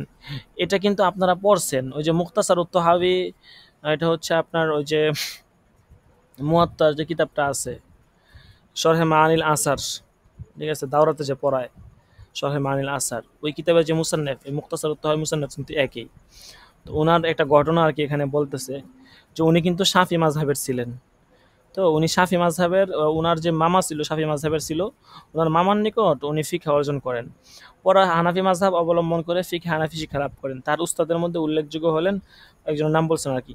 ওনার একটা ঘটনা আছে, উনি আসলে কিভাবে হানাফি মাযহাবে আসছেন, একটা মজার ঘটনা। আসলে ঘটনাটা আমার সঠিক মনে নাই, আমাদের উস্তাদ যে আমাদেরকে দরসে বলছিলেন, ঘটনাটা খুবই রহস্যজনক আর কি এবং মজার। ঠিক আছে, তো ঘটনাটা আমার সঠিক মনে নাই আর কি। মানে ওনার মামা আর কি ওনার সাথে একটা চক্রান্তমূলক বা একটা কাজ করতে চাইছে আর কি একটা। তো এইটা আর কি ওনার কাছে অপছন্দ হয়েছে। তো উনি কইতেছে যেই মাযহাব মানলে বা আমার মামা এই মাযহাব মেনে আমার সাথে এরকম করতেছে, তো আমি এই মাযহাবে মানবো না। তখন উনি হানাফি মাযহাবের প্রতি চলে আসছে আর কি। ঘটনাটা আছে আর কি, আমার সঠিক মনে নাই, দেখি ইনশাল্লাহ পেলে আপনাকে জানাবো। আচ্ছা, তো এখানে এই কিতাবের সম্পর্কে কিছুটা আলোচনা করছে আর কি, খাসিয়ত তুলে ধরছে। একটা কিতাবের একটা ফায়দা লিখছে যে সে এটা ইমাম মুহাম্মদের 6 কিতাবের মাসলা বুঝতে সক্ষম হবে। এই কিতাব যদি কেউ অধ্যয়ন করে তাহলে ইমাম মুহাম্মদের যে জহিরুর রওয়ায়াতের 6টা কিতাব আছে ওই 6 কিতাবের মাসলা এটা বুঝতে সক্ষম হবে। আবুল ওয়াফা আফগানি রহমতুল্লাহ আলাইহি বলেন, এটি হানাফি মাযহাবের সর্বপ্রথম ও সর্বোত্তম মুখতাসার, সবচেয়ে সহি বর্ণনার অধিকারী। কলবের ছোট হলেও হ্যাঁ, এই কিতাবটা কিন্তু আমার কাছে আছে, আমার বাসায় আছে এই কিতাবটা। এটা এক খণ্ডেই, মুখতাসার উত-তাহাউী। এটার আবার একটা দুই খণ্ডের একটা সরা আছে। সরার নাম হচ্ছে আল জাওহারাতুন নাইয়ারা। মুখতাসার উত-তাহাউী সরা হচ্ছে আল জাওহারাতুন নাইয়ারা শরহে মুখতাসার উত-তাহাউী। ঠিক আছে?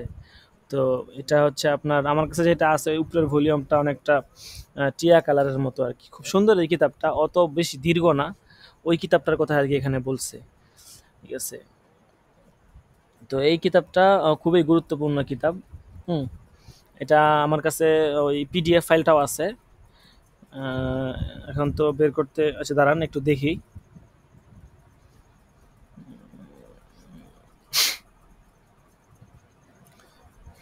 মুখতাসার উত-তাহাউী সার্চ দিতে হবে আর কি এখানে। শুনুন, মুখতাসার উত-তাহাউী, হ্যাঁ পেয়ে গেছি।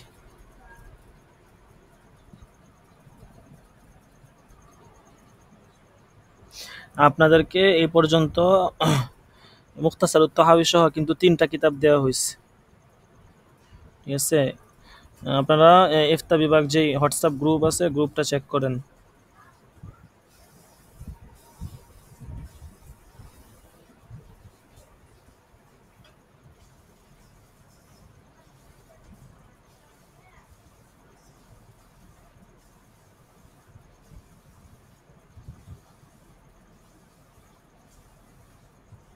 ইফতা বিভাগ কিতাবটা যাইতেছে, একটু সময় লাগবে আর কি।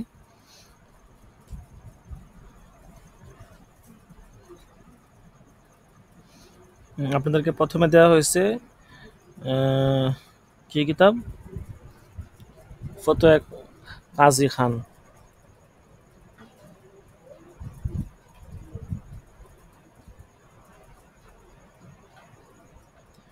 এক থেকে 3 খণ্ড। তারপরে দেওয়া হয়েছে আপকে মাসাইল और उनका हल। আমি বছর শেষে হিসাব নিব যে কারা কারা কিতাবগুলো নামাইছেন। এটা 1 থেকে 10 খণ্ড। তারপর আজকে দেওয়া হলো মুখতাসার উত-তাহাউী।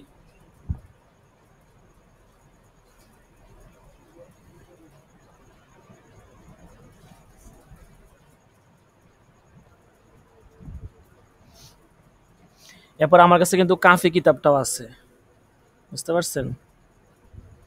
আলহামদুলিল্লাহ। মানে মানে অনলাইনে কোনো কিতাব আছে বা থাকবে আর ওটা আমার কাছে থাকবে না ইনশাল্লাহ, এরকম খুব কম হবে। আমি সমস্ত কিতাবই নামিয়ে নিছি, কিন্তু মানে আমার ওই গুগল ড্রাইভে স্টোরেজ কম হওয়াতে আমার এখানে মানে আর কিতাব আমি রাখতে পারতেছি না। নাহলে আমি আরও অনেক কিতাব নামাইতাম, প্রায় 100-র উপরে অনেক কিতাব। মানে মোট কথা মেইন যে সমস্ত কিতাব আর কি, যেগুলো হাজার হাজার কিতাব তো আছে, সব তো আর নামানো সম্ভব না, কিন্তু মেইন যেগুলো আর কি। হ্যাঁ,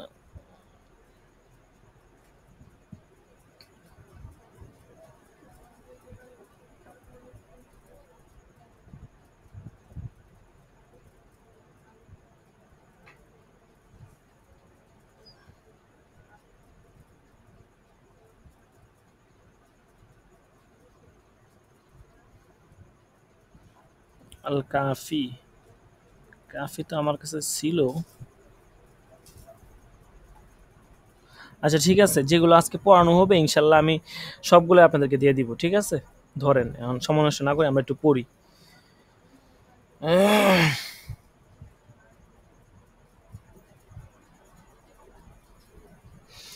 তো আল কাফি পড়ি, এটা পড়লাম আগেরটা। ওনার লেখক হচ্ছেন মুহাম্মদ ইবনে মুহাম্মদ ইবনে আহমদ ইবনে আবদুল্লাহ ইবনে আব্দুল মাজিদ ইবনে ইসমাইল ইবনে হাকিম শহীদ রহমতুল্লাহ আলাই, 334 হিজরি। তিনি প্রসিদ্ধ আলেম ছিলেন, বুখারার কাজী ছিলেন। তার উস্তাদদের মধ্যে উল্লেখযোগ্য আবু রাজা মুহাম্মদ ইবনে হামদাওয়াই, আবদুল্লাহ ইবনে শিরওয়াই, কয়েকজনের নাম বলছেন আর কি।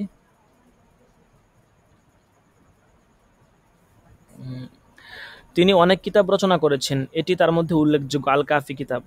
প্রসিদ্ধ ফকিহ হাকেম শহীদ জাহিরুর রওয়ায়ার 6 কিতাবকে একত্রিত করে একটি পৃথক কিতাব সংকলন যা আল কাফি নামে পরিচিত। হুম। জহিরুর রওয়ায়া উনি একত্রিত করে মানে আল কাফি কিতাবের মধ্যে সংকলন করেছেন আর কি। কিতাবটি হানাফি মাযহাবের জাহির রওয়ায়ার এক বিশাল সমাহার। ইমাম মুহাম্মাদের 6 কিতাবের সব মাসআলা তিনি এই কিতাবে একত্রিত করেছেন। আচ্ছা, আপনারা একটু লাইনে থাকেন।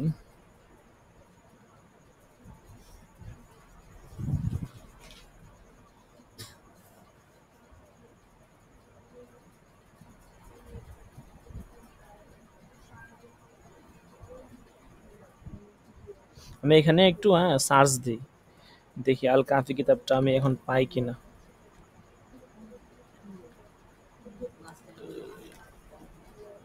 আল কাফি লিল হাকিম শহীদ, এটাই তো সম্ভবত। মুসান্নেফ কে?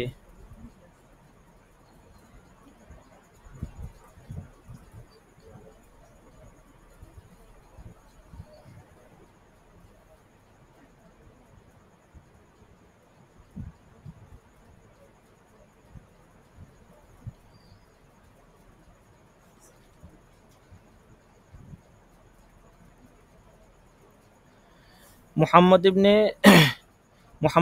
আহমদ ইবনে আবদুল্লাহ ইবনে আব্দুল মাজিদ ইবনে ইসমাইল ইবনে হাকিম শহীদ, হ্যাঁ এটাই।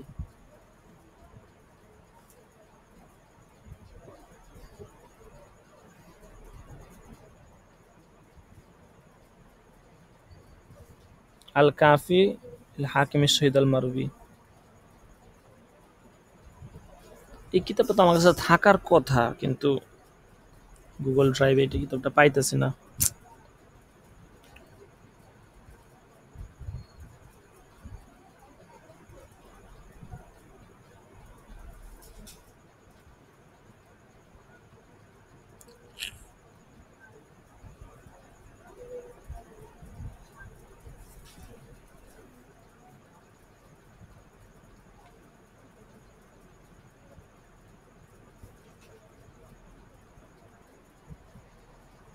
আল কাফি, এই যে এটা হচ্ছে এই কিতাব আর কি।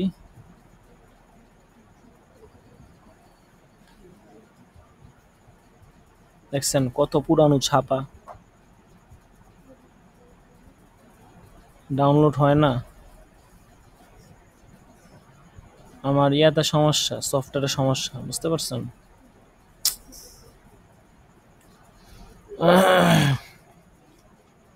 আচ্ছা, আমি এই লিঙ্কটা আপনাদেরকে দিয়ে দিই। লিঙ্কটা দিয়ে দিলে ডাউনলোড করতে পারবেন না। ফোন থেকে এই যে এখানে ক্লিক করবেন, যে দেখাই ফোনে দুটো অপশন আসবে, এরকম এরর চিহ্ন আসবে। আপনি স্ক্রিন দেখতে পারতেছেন না? আপনারা তো স্ক্রিন দেখতে পারতেছেন, তাই না? সবাই একটু আওয়াজ করেন, স্ক্রিন দেখতে পারতেছেন কিনা। স্ক্রিন দেখতেছেন? জি জি, দেখতে পাচ্ছি, দেখা যাচ্ছে। এই যে এরকম। মুক্তাধারের তোহাবি, এটা কি ফিকের উপর কিতাব? হ্যাঁ, ওটা দেওয়া হয়েছে। এই যে এরকম একটা চিহ্ন আসবে, এখান থেকে আপনারা ক্লিক করবেন। ক্লিক করার পরে get PDF, get POB, get PDF এ ক্লিক করবেন। পিডিএফ এ ক্লিক করলে তখন নেমে যাবে কিতাবটা। আমার এখানে সফটওয়্যারের সমস্যা, যার কারণে নামতেছে না। আচ্ছা, তো আমি লিঙ্ক দিয়ে দিই আপনাদেরকে। হ্যাঁ,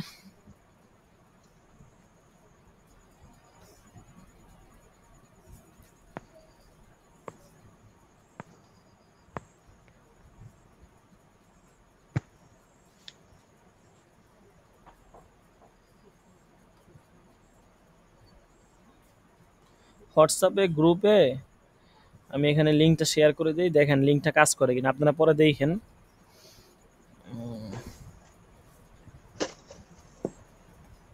নেটটাও স্লো কাজ করতেছে।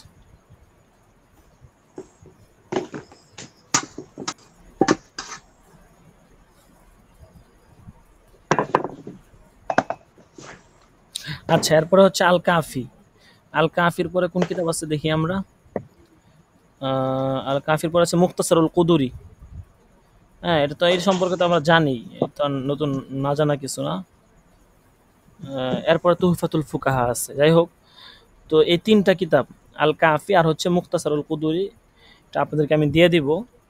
আচ্ছা, আমি নামায় কিতাব দিব না, আপনারা হয়তো অনেকে বুঝবেন না, এগুলা অনেকে বুঝে না, আবার বা অনেকে আবার অনেক এশকাল থাকবে। আমি নামায় আপনাদেরকে কিতাব দিয়ে দেবো, আপনার কাছে ডাউনলোড করে নেবেন। তাহলে আল কাফি আর হচ্ছে মুখতাসারুল কুদুরি, এই দুইটা কিতাব আপনাদেরকে দিয়ে দিব আমি, ঠিক আছে? আমি কিন্তু লিখে রাখবো আপনাদেরকে কি কি কিতাব দিব। আপনারা ধরতে পারেন আনুমানিক ১-১৫০ কিতাব আপনারা পেয়ে যাবেন। তো যদি সংরক্ষণ করে রাখেন তাহলে এগুলো অনেক বড় পুঁজি হবে, ঠিক আছে? কারণ আপনার হাজার হাজার কিতাব আছে অনলাইনে, তখন আপনি কোন কিতাব আপনার জন্য জরুরি, কোনটা কি মান, এটা তো আপনি আর বুঝবেন না। তো এখান থেকে যে আমরা এই যে পরিচিতি পড়তেছি, আমরা কিন্তু বুঝতে পারতেছি যে কোনটা কতটুকু গুরুত্বপূর্ণ, কোনটা ফতুয়ার কিতাব, কোনটা মতন, কোনটা মুক্তাসার, আমরা বুঝতে পারতেছি। এই অনুযায়ী কিন্তু আমরা নামাইতেছি কিতাবগুলো এবং আমরা সংগ্রহে রাখতেছি। তো না বুঝে তো আন্দাজে নামানো যায় না।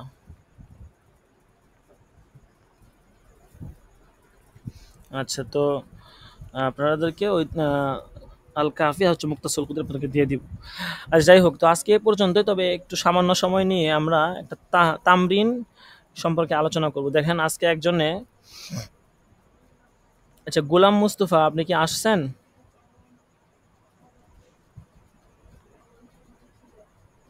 গোলাম মুস্তফা, আপনি মিউট করে থাকলে আপনি আনমিউট হয়ে আপনি একটু রিপ্লাই দিবেন। যদি আনমিউট হতে না পারেন তাহলে আমাকে মেসেজে জানাবেন যে আপনার কোনো সমস্যা আছে কিনা।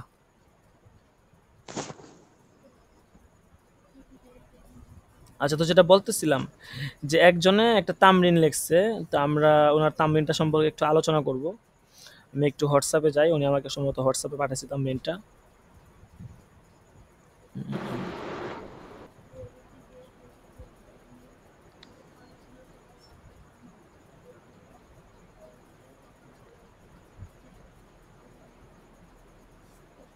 আচ্ছা, 5 নাম্বার তামরিন কেমন? আপনারা কি স্ক্রিন দেখতে পারতেছেন? আমাকে একটু বলবেন, স্ক্রিন কি দেখা যাচ্ছে?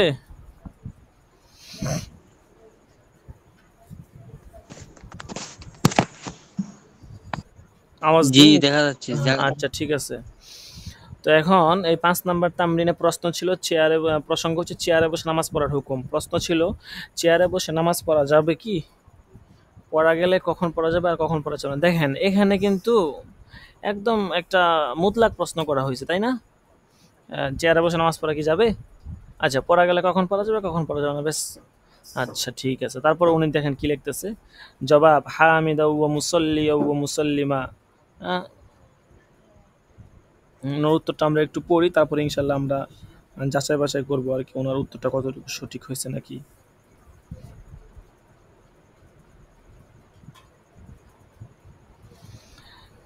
তো ইসলামে ইমানের পরে নামাজের স্থান। নামাজ হলো বান্দার সাথে আল্লাহ তাআলার সেতু বন্ধনের অন্যতম মাধ্যম।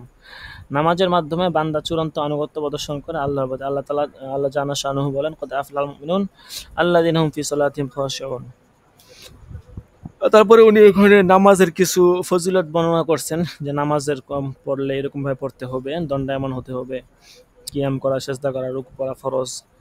নামাজ পড়ে তাদের কিয়াম রুকু ছুটে যায়, পরে সেজদা বলা হয়, এই আর কি।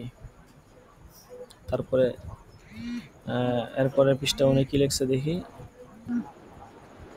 আচ্ছা, এরপরে পৃষ্ঠা উনি লিখছেন যে রাসূল সাল্লাল্লাহু আলাইহি সাল্লাম বলেন, আমার তু আন আসজুদা আলা সাবাতি আযমুহুম আলাল, মানে আমাকে 7টি অঙ্গ দ্বারা সেজদা, 7টি অঙ্গ দ্বারা আল্লাহর পক্ষ থেকে নির্দেশ দেওয়া হয়েছে। কপাল মানে সেজদা করতে নির্দেশ দেওয়া হয়েছে আর কি। কপাল ও নাক, 2 হাত, 2 হাঁটু, 2 পায়ের আঙ্গুল সমূহ। এই হাদিস থেকে এই কথা স্পষ্ট যে এই 7 অঙ্গ ব্যবহার করুন। আচ্ছা, যাই হোক, উনি এখানে বর্ণনা দিচ্ছেন। আচ্ছা দেখেন, আমাদের শিক্ষার্থী ভাই, উনি এখানে যে ভুলটা করছেন আর কি, একাধিক ভুল এখানে উনি করছেন। সেটা হচ্ছে প্রথমত উনি এখানে দেখেন, আমরা এখানে আসলে কি লিখতেছি এটা আপনারা একটু মাথায় নেন। আমরা কিন্তু দেখেন কথাগুলো একটু মনোযোগ দিয়ে শুনেন, যারা এই ক্লাসে আছেন, অনেকে তো হাজিরা দিয়ে চলে গেছে, ঠিক আছে? যারা আছেন একটু মনোযোগ দিয়ে শোনেন, ইনশাল্লাহ উপকার হবে। তো দেখেন আমরা এখানে কিসের জন্য মানে কি শিখতেছি, তামরিন শিখতেছি, তাই না? আমরা কিন্তু কি শিখতেছি, তামরিন শিখতেছি। মানে একটা প্রশ্ন করছে, আপনি উত্তর দিবেন, এটা কিন্তু আমরা শিখতেছি। তো উনি এখানে যেই উত্তরটা দিলেন, এটা কিন্তু হচ্ছে আপনার এই উত্তরটা হইল না। কারণ এখানে উনার উত্তরটা কিন্তু প্রশ্নের উত্তর হয় নাই, উনার উত্তরটা একটা প্রবন্ধ হয়ে গেছে, ঠিক আছে? আমরা কিন্তু তামরিন লেখার অনেকগুলো কায়দা কানুন পড়ছি, কিভাবে তামরিন লিখতে হবে। তো এর মধ্যে থেকে একটা উসুল এটা ছিল যে তামরিন লেখার ক্ষেত্রে, জবাব লেখার ক্ষেত্রে আমরা অতিরিক্ত কোনো কথা এখানে আনবো না, এবং এমন কোনো বিষয় বাদ দিব না যেটা ছুটে যায়। কারণ উনি এটা এমনভাবে লেখছে, যার কারণে দেখা গেছে উনি মূল কথা হয়তো নিয়ে আসলো, পরে নিয়ে আসছেন, ঠিক আছে? আর দেখা গেছে এখন আপনাকে বলবো যে আপনি চেয়ারে বসার কোনো সুরত জায়েজ করছেন কিনা, এটা হচ্ছে প্রথম বিষয়। বাকি আপনি যেই সিস্টেমে লেখছেন, এই সিস্টেমটা হচ্ছে সম্পূর্ণ গলত সিস্টেম। মানে এই সিস্টেমে আপনার এই তামরিনটা হয়েই নাই, এটাকে কোনো তামরিন বলে না, এটাকে একটা প্রবন্ধ হয়ে গেছে আর কি। আর দ্বিতীয়ত, আপনি যে সিস্টেমে দলিলগুলো দিচ্ছেন, তামরিনের দলিল এই সিস্টেমে দেয় না। এটা হচ্ছে সম্পূর্ণ ভুল পদ্ধতি, সম্পূর্ণ ভুল পদ্ধতি। এটা আপনার এই তামরিনটা মানে এক হিসাবে হয়েই নাই, এবং এটা আপনাকে নতুন করে করতে হবে, ঠিক আছে? এখানে আপনি জাস্ট মেইন কথা নিয়ে আসবেন। এখানে নামাজ পড়া অনেক গুরুত্বপূর্ণ, হ্যাঁ, আল্লাহ তাআলা এই বলছেন, সেই বলছেন, এগুলো প্রশ্নের দরকারই নাই, এগুলো আপনাকে এগুলো জানতে চাওয়া হয় নাই। তো আপনাকে চাওয়া হয়েছে যে চেয়ারে বসে নামাজ পড়া যায় যাবে কিনা। আপনি বলবেন যে নামাজ, শুরুতে একটা ভূমিকা আনতে পারেন, তারপরে যে নামাজ চেয়ারে বসে পড়া যাবে না, বা এরকম একটা কথা আইনে বলতে পারেন যে হ্যাঁ, যদি পরিস্থিতি এমন হয়ে এসেই বেশ তাহলে যাবে। বেশ, দুই কথায় কাহিনী, সর্বোচ্চ 5-7 লাইন, 8-10 লাইনের মধ্যে আপনার উত্তর শেষ হয়ে যাবে। সেখানে আপনি প্রায় 3 পৃষ্ঠার মতো কষ্ট করে লেখছেন। হ্যাঁ, এটা ঠিক আছে, এটা মানে এটা প্রবন্ধ হিসাবে তার আপন জায়গায়, এটা তার মাকামে আছে, সুন্দর হয়েছে প্রবন্ধ হিসাবে। কিন্তু এই প্রশ্নের পরিপ্রেক্ষিতে, এই প্রশ্নের জবাবে কিন্তু এটা ঠিক হয় নাই, এটা আসে নাই, এবং এটার উত্তরটা যথাযথ হয় নাই। কাজেই আপনাকে নতুন করে এই প্রশ্নটা লিখতে হবে, ঠিক আছে? এই প্রশ্নটা হয় না। সঠিক উত্তরটা কি হবে সেটা আমি পরে বলতেছি। তার আগে আমি দেখি আর কেউ পাঠাইছে কিনা। আর 1-2 জন মনে হয় কি যেন পাঠাইছিল, আমি একটু দেখি।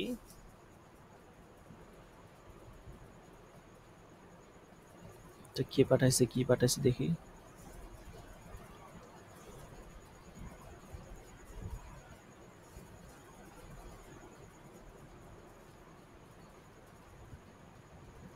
চেয়ারে বসে নামাজ পড়ার হুকুম। জবাব: কেউ যদি নামাজে দাঁড়াতে অক্ষম না হন, তবে সে মাটিতে বসে সিজদা করতে সক্ষম হয়, তাহলে তাকে মাটিতে বসে সিজদা করে নামাজ আদায় করতে হবে। চেয়ারে বসে রুকু সিজদা করলে নামাজ হবে না। আচ্ছা, ঠিক আছে। আর যদি দাঁড়াতে সক্ষম না হন, মাটিতে বসে সিজদা করতে সক্ষম না হন, এতে করে তার অধিক কষ্ট হয় বা রোগ বেড়ে যাওয়ার আশঙ্কা হয়, তাহলে তার জন্য চেয়ারে বসে নামাজ আদায় করা জায়েজ আছে, তার নামাজ সহি হয়ে যাবে। এই দেখছেন, উনি যেটা লেখছে চলে, এখানে মূল কথাটা কিন্তু চলে আসে। তো আরেকটু সাজায় গোছায় লেখলে আরো সুন্দর হইতো, হ্যাঁ। কিন্তু উনি যেই কথাটা এখানে লেখছে, এটা কিন্তু মেন উত্তর চলে আসছে। ব্যাস, এখানে ও এক্সট্রা কোনো কথা এখানে দরকারই নাই। আপনি যা লেখছেন এটা হচ্ছে একদম অতিরিক্ত হয়ে গেছে, এবং এটা তামরিনের সৌন্দর্য নষ্ট করছে, এবং এটা এই সিস্টেমে তামরিন লেখেও না। কাজেই সামনে থেকে আপনি এই বিষয়টার প্রতি, যেহেতু আপনার ভুল হতেই পারে, মন খারাপ করার কোনো কারণ নাই। আপনি যেটা লেখছেন ওইটা প্রবন্ধ হিসেবে তার আপন জায়গাতে খুব সুন্দর, এবং অনেক সুন্দর একটা মানে অবস্থানে আছে, কিন্তু তামরিনের পরিপ্রেক্ষিতে এটা আর কি যায় না। কাজে ইনশাল্লাহ আশা করি সামনে থেকে আর এই ভুল হবে না। প্রাথমিক অবস্থায় ভুল হতেই পারে, আমাদেরও অনেক ভুল হয়েছে, এ নিয়ে মন খারাপ করার কোনো মানে হয় না। তারপরে এখানে যে দলিলগুলো উনি আনছেন, আল্লাহ দিলে তো শরঈয়া, হ্যাঁ, ওয়ালাউ, উনি তো আবার খত্তে রুকায়া লেখছেন, খত্তে রুকা আবার আমি পড়তে পারি না ভালো করে। ওয়ালাউ কি যেন লিখছে, ওয়ালাউ আলা আসওয়াইন আও হাফিজিন, যাই হোক আমি পড়তে পারতেছি না। ওয়াফি শরহিল নকলান আনিল, কি লিখছে, লাউ কদার আলা বাজুল কিয়ামি আচ্ছা, বোঝা যাইতেছে রদ্দুল মুহতারের আর কি ইবারত নিয়ে আসছে, তারপরে ফতুয়া রহিমিয়া। যাই হোক, ৩টা দলিল নিয়ে আসছে আর কি উনি এখানে, যে উনার প্রশ্নটা কিন্তু ঠিক আছে। পাশাপাশি আমিও এটা লিখছিলাম এক সময়। হ্যাঁ, দেখেন আমি কিভাবে লিখছি আর উনি কিভাবে লিখছে। উনি হচ্ছে এরকমভাবে লিখছে আর কি। তো আমি এটা উত্তর লিখছি এরকম, যে শরীয়ত সম্মত উজুর ছাড়া ফরজ নামাজ চেয়ারে বসে পড়া জায়েজ নেই। দেখেন আমি কিন্তু প্রথম পয়েন্টটার দিকে লক্ষ্য রাখছি, চেয়ারে বসে নামাজ পড়া যাবে কি? আমি উত্তর দিছি কি, শরীয়ত সম্মত উজুর ছাড়া ফরজ নামাজ চেয়ারে বসে পড়া জায়েজ নেই, মুতলাক কথা আমি বলছি। আর এখানে উজুর বলতে এমন অসুস্থতা উদ্দেশ্য যার কারণে দাঁড়ানোর শক্তি থাকে না। দেখেন এখানে উনি যে লিখছে, ওনার রুল নাম্বার কত এটা তো বুঝে যেতেছে না, শহীদুল ইসলাম নাকি ওনার নাম সাইদুল ইসলাম, যাই হোক। তো উনি যেটা লিখছে এখানে কিন্তু আপনার ওনার কথাটা কিন্তু চলে আসছে, যে যে যদি দাঁড়াতে সক্ষম না হয় তবে মাটিতে বসে, এই কথা কিন্তু চলে আসছে, কিন্তু কথাটা কিন্তু সাজানো গোছানো হয় নাই। আমি কিন্তু আমার মানে সাধ্য অনুযায়ী সাজিয়ে লেখার চেষ্টা করছি। যে আর এখানে উজুর বলতে, এখানে কিন্তু আমি সাজাইতেছি কথাটা, যে এখানে উজুর বলতে এমন অসুস্থতা উদ্দেশ্য যার কারণে দাঁড়ানোর শক্তি রাখে না। অতএব দাঁড়ানোর শক্তি না থাকলে বসে নামাজ একই কথা, উনি যেটা লিখছে আমি এটা লিখছি, আমি একটু সাজায় লিখছি। চেয়ারে বসে নামাজ পড়লে নামাজ আদায় হবে না। আর যদি এমন হয় যে নিচেও ভালোভাবে বসতে পারে না, তাহলে এক্ষেত্রে চেয়ারে বসে নামাজ পড়তে হবে। এই অবস্থায় ইশারার মাধ্যমে রুকু সিজদা করবে। দেখেন এই সেম কথা কিন্তু উনি যেটা লিখছে আমি এটা লিখছি, কিন্তু আমি একটু সাজায় লিখছি। তারপরে আমি নিচে লিখছি উল্লেখ্য যে নফল নামাজ উজুর থাক বা না থাক উভয় অবস্থায় বসে পড়তে হবে। হ্যাঁ, নফল নামাজ উজুর থাকলেও বসে পড়তে হবে, ওজুর না থাকলেও বসে পড়তে হবে। হ্যাঁ, নফল নামাজ হচ্ছে আপনার চেয়ারে বসে পড়া বা ওটার জায়েজ নাই আর কি, নফল নামাজ বসে পড়তে হবে আর কি। পরে আমি এখানে দলিল নিয়ে আসছি 5টা। সুম্মা ইদা সাল্লাল মারিজু কাইদান কাইফা ইয়াকআদু আল আসাহু আই ইয়াকআদা কাইফা ইয়াতায়াসসারু আলাইহি ওয়া ইন আজজা আল কিয়াম রুকু ওয়াস সুজুদ আকফাজা মিনার রুকুই। ফতোয়া হিন্দিয়া, তারপরে সুনানে আবু দাউদের একটা হাদিসও নিয়ে আসছি। তারপর বাদাউস সানার দলিল, ফতোয়া তাতার খানিয়া দলিল নিয়ে আসছি। যাই হোক, তো আমি আপনাদেরকে দেখাইলাম আর কি, এই হচ্ছে বিষয়। তো তামরিনের ক্ষেত্রে আপনারা খুবই সতর্ক হবেন। যারা লিখতেছেন তাদের কিন্তু লেখার আপনার অনেক যোগ্যতা বাড়বে, আপনারা কল্পনাও করতে পারবেন না, ঠিক আছে? তো কাজেই তামরিনের বিষয়গুলো একটু সতর্ক হবেন, সচেতন হবেন। হ্যাঁ, আর সামনে থেকে একটু সচেতন হয়ে ইনশাল্লাহ লেখার চেষ্টা করবেন। যারা অনেকে আছে লেখে না নিয়মিত, পরীক্ষার সময় হয়তো একজনের থেকে আরেকজন যারা লেখছে আগে এদের কাছ থেকে আরেকজন নিয়ে লিখে ফেলবে, নাম্বার চলে আসবে, কিন্তু আপনার যোগ্যতা আর কি হবে না। এই যে আপনি লেখছেন, আজকে একজন লেখছে, উনি লেখার কারণে ওনার ভুলটা কিন্তু সংশোধন হয়ে গেল, উনি কিন্তু বুঝতে পারলো যে কোন সিস্টেমে লিখতে হবে, ওনার কিন্তু মাথায় ঢুকে গেল। প্র্যাকটিক্যালি উনি কিন্তু পড়ছে, তারপরেও ওনার মাথায় ওটা ঢুকে না, কিন্তু আজকে এটা ধরে দেওয়ার কারণে উনি সামনে থেকে আর এই ভুল করবে না, ঠিক আছে? এটা কিন্তু ওনার বোঝা হয়ে গেছে। এরপরে এই যে উনি যে লেখছে, উনিও কিন্তু কিছু ভুল করছিল, কিন্তু ধরে দেওয়ার কারণে ওনারও এই ভুলগুলো আর এখন হচ্ছে না। তো এই জন্য আমরা এই বিষয়গুলোর প্রতি একটু খেয়াল রাখবো, ঠিক আছে? যাই হোক, কারো কোনো কথা থাকলে বলতে পারেন, তামরিন সংক্রান্ত কোনো কথা বা কোনো প্রশ্ন। আর এখানে যারা আছেন সবাই ইনশাল্লাহ তামরিন লিখবেন, কারো যেন তামরিন মিস না যায়, ঠিক আছে? সামনে থেকে সবাই তামরিন লিখে নিয়ে আসবেন। কারো কোনো কথা থাকলে বলতে পারেন।